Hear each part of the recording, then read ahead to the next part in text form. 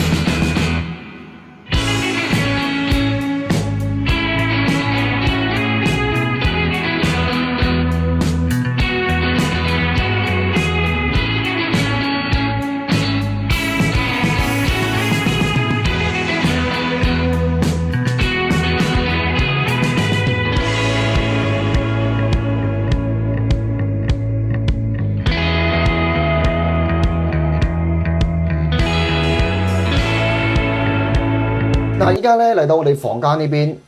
2600蚊，業主咧包埋物業費呢邊嘅，咁你咧就自己拎翻啲衫褲就可以入住噶啦。你睇仲可以睇到我哋嘅海嚟㗎，非常之正嘅一個景觀，而且咧家私電器配埋俾你嘅。咁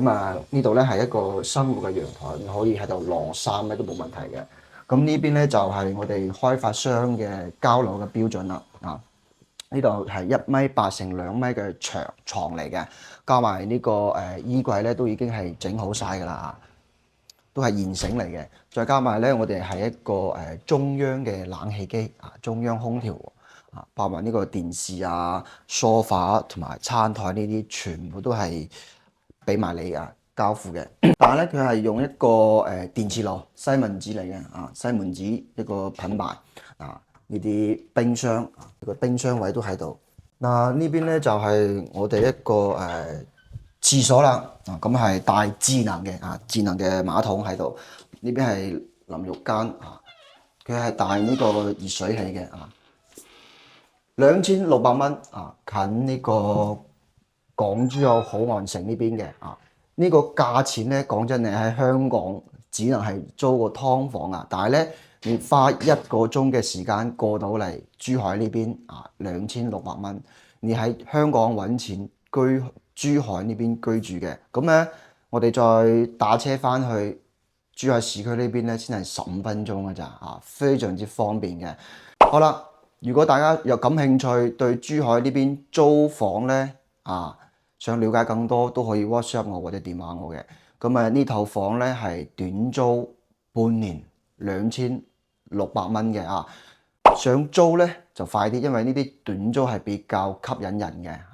嗱，今期嘅節目咧就同大家講到呢度，我哋下一期再見。